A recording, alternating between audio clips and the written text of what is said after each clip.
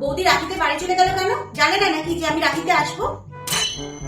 কেন, তোর একার রাখি, ওর রাখি না? হ্যাঁ, তো রাখি বাঁধার হলে ওরা তো এখানেই চলে আসতে পারতো, এখানেই সমস্ত রকমের প্রিপারেশন করা হতো। ওর তো এটাও ঘর নাকি? তো ওটাও তো ওর ঘর। যতই বলো, তোমার বৌমার এই বাড়িতে একদম মন টেকে না।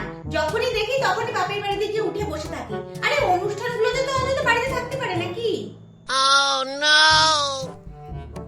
তোর শাশুড়িও কাল ফোনে আমাকে এরম কিছু একটাই বলছিল।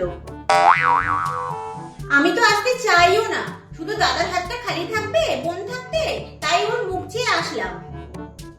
Oh my god! রাখি বাঁধা হয়ে গেছে, খেয়ে নে, খেয়ে নিয়ে ব্যাগ ট্যাগ গুছিয়ে নে, তো দাদাকে বলবো ছেড়ে দিয়ে আসবে তোর বাড়িতে। অনেক হয়েছে। 哎呦我的妈！